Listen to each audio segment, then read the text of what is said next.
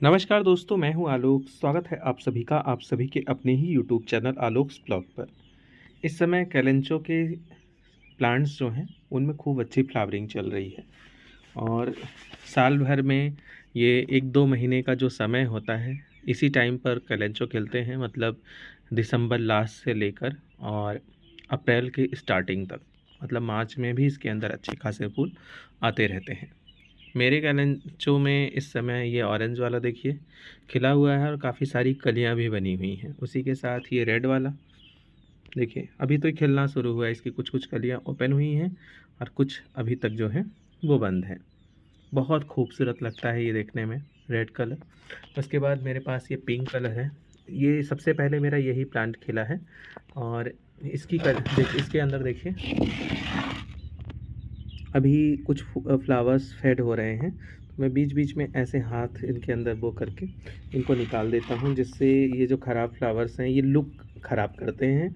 और दूसरी चीज़ जो है अगर ये रहेंगे तो फिर अगर थोड़ा सा भी ओस वगैरह की बूंदें अगर इनके ऊपर पड़ती हैं तो ये सड़ना भी स्टार्ट हो जाते हैं और जब ये सड़ते हैं तो पौधे में फंगस लगने के चांसेस भी बढ़ जाते हैं। ये वाला जो मेरा पौधा है इसे मैंने प्योर सैंड और आपका वर्मी कंपोस्ट के मिक्सचर के अंदर लगाया हुआ है। देखिए बहुत ही अच्छी सैंडी सॉयल है इसकी। और अभी मेरे पास येलो कलर मेरा ख़त्म हो गया, नहीं तो मेरे पास एक येलो कलर भी था। इस तरीके से मेरे पास कैलेंचो के टोटल 4 वैरायटीज़ थी मेरे पास। एक रेड थी, एक ऑरेंज थी, एक ये पिंक है, एक ये देसी वाला है। मतलब ये 4 तो आपके सामने हैं, बाकी मेरे पास येलो कलर भी था और मैं उसे बचा नहीं पाया। पर इसी वजह से मैंने इस बार बहुत ज़्यादा विंटर फ्लावरिंग प्लांट नहीं लगाए, क्योंकि हर बार क्या होता था, जैसे ही मैं ढेर सारे विंटर फ्लावरिंग प्लांट लगा देता था तो मेरी सारी केयर उनके ऊपर चली जाती थी और मेरे बाकी के पौधे जो हैं वो बिल्कुल नेगलेक्टेड कंडीशन में चले जाते थे। लगाया है ऐसा नहीं है, जल्दी आप लोगों के साथ विंटर गार्डन का ओवरव्यू भी शेयर करूँगा। ये मेरे मेरे गार्डन में अभी कौन कौन से प्लांट खिल रहे हैं। फ़िलहाल जो है कैलेंचो की बात करते हैं। कैलेंचो में बहुत खूबसूरत फ्लावरिंग हुई है। कुछ व्यूअर्स का जो है वो कहना था कि आपने कौन सी खाद डाली है, तो मैंने एक वीडियो पूरी डिटेल खाद के ऊपर ही बनाई थी कि कैलेंचो में हम कौन सी खाद डाल सकते हैं। कैलेंचो सकुलेंट वैरायटी का प्लांट है। इसके पत्तों के अंदर ऑलरेडी वाटर और फूड जो है बहुत मतलब इनके आवश्यकता भर का इनके अंदर स्टोर हो जाता है। तो है क्या कि 1-2 बार अगर आप खाद दे देते हैं पूरे सीज़न के अंदर, ये जो विंटर का सीज़न होता है उसी के अंदर ये खूब अच्छे से फ्लावरिंग करता है। मैंने दिया क्या है इसको मैं बता देता हूँ। मैंने बोन मील, 4 दाने डीएपी और वर्मी कंपोस्ट, ये 3 चीज़ें मिक्स करके जो है इनकी मिट्टी के अंदर मिलाया हुआ था और मैंने वीडियो भी आप लोगों के साथ शेयर की थी। और अलग-अलग सॉइल मिक्स के अंदर मैंने लगाया हुआ है। देखिए ये सैंड, कोकोपीट और वर्मी कंपोस्ट का मिक्सचर है। ये वाला भी और ये वाला भी, और इसमें भी देखिए नीचे ऐसी ही कुछ सॉइल है। ये टेराकोटा पॉट में लगा हुआ है।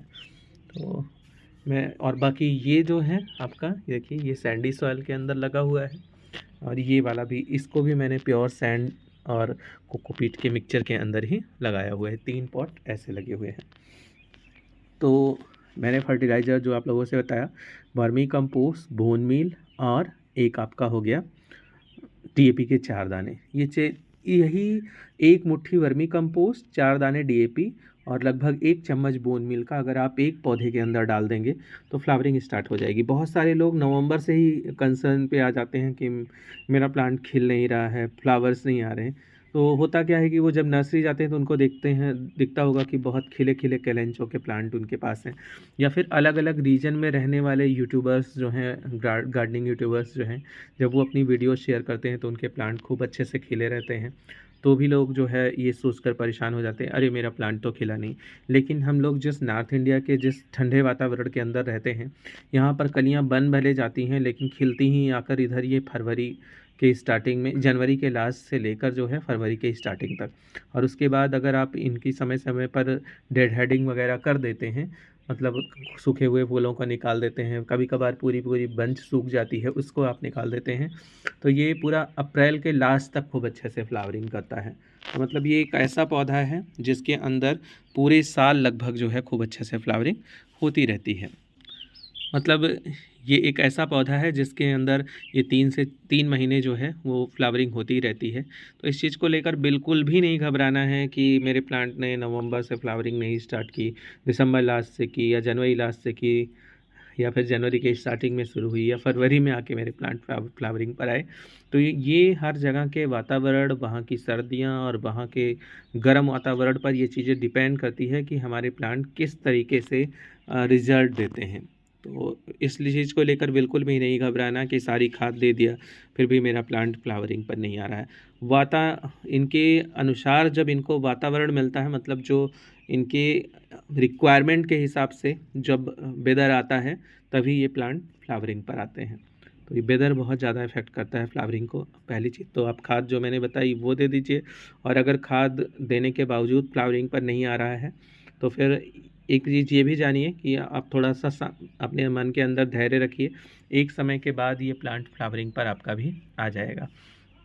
तीसरी चीज़ जिस चीज़ को ध्यान रखना है, बहुत सारे लोग क्या कहते हैं कि ये एक इंडोर प्लांट है, तो वो उसको उठाकर जो है पूरा सनलाइट वाली विदाउट सनलाइट वाले एरियाज़ के अंदर रख देते हैं। ऐसी मतलब अपने घर और गार्डन का वो एरिया दे देते हैं जहाँ बिल्कुल भी धूप पहुँचती ही नहीं, ब्राइट लाइट भी अच्छे से नहीं मिल पाती। तो मैं आप लोग को बता दूँ, ये सन लविंग प्लांट नहीं है, मतलब इसको बहुत ज़्यादा सनलाइट की रिक्वायरमेंट नहीं होती है। नॉर्मल ब्राइट लाइट पूरे दिन की अच्छे से इसको मिल जाए, या फिर सुबह की थोड़ी धूप मिल जाए और उसके बाद पूरा दिन ये पौधा शेड में रहे, तो उसी में ये आपका प्लांट बहुत अच्छा चलता है और खूब अच्छे से फ्लावरिंग करता है। मतलब ऐसी जगह पर नहीं रखना है जहाँ पर बहुत ज़्यादा शेड हो, और ना ही ऐसी जगह पर रखना है जहाँ पर बहुत ज़्यादा धूप पूरे दिन की आती हो। ऐसी लोकेशन सेलेक्ट कीजिए जहाँ पर अच्छी ब्राइट लाइट पूरे दिन की मिल जाए, या फिर मॉर्निंग की थोड़ी धूप और पूरे दिन की अच्छी सनलाइट मिलती रहे। तो इस तरीके से ऐसे एरियाज़ का सिलेक्शन हमको करना है। अब बात आती है कि इस प्लांट को अभी कैसी लोकेशन पे रखें कि इनके फूल लंबे समय तक बचे रहें। आज के लंचों पे सारी बातें कर ली जाएंगी। तो फूल को लंबे समय तक चलाने के लिए जो है वो 3 चीज़ सावधानियाँ रखनी है। पहला, इन्हें बारिश में नहीं भीगने देना है। दूसरा, इन्हें बहुत ज़्यादा जो है धूप में नहीं रखना है, धूप लगेगी तब भी जो है इनके फ्लावर्स ख़राब हो जाएंगे। तीसरी जो चीज़ है वो ये है कि समय समय पर हमें अपनी मिट्टी की अच्छे से गुड़ाई करनी है और वाटरिंग का विशेष ध्यान देना है। कभी भी इन फूलों को नहलाकर पानी मत दीजिए।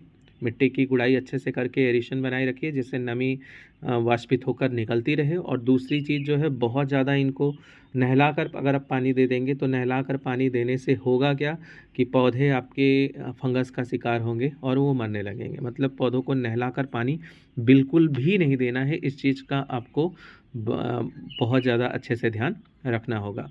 पौधों को अगर आप पानी दे रहे हैं तो यहाँ साइड से ऐसे एक धार ऐसे करके बिल्कुल गिरा दीजिए, पूरे पॉट में नमी आपकी पहुँच जाएगी। वैसे भी ये सकुलेंट वैरायटी का प्लांट है तो ऑलरेडी पत्तों में मैंने शुरुआत में ही बताया वाटर और फूड ये स्टोर करके रखता है, तो फिर इसको नमी की बहुत ज़्यादा ज़रूरत भी नहीं होती। 1 आध 2 दिन अगर ये सूखी कंडीशन में चला जाता है तो फिर आपको घबराने की ज़रूरत नहीं है कि मेरे प्लांट की मिट्टी जो है वो सूखी हुई है। तो मैंने जो चीज़ें आपको बताई खाद के बारे में, अगर प्लांट फ्लावरिंग पर नहीं आया है तो वो भी मैंने डिस्कस किया, और दूसरी चीज़ इनके फूलों को लंबे समय तक चलाने के लिए।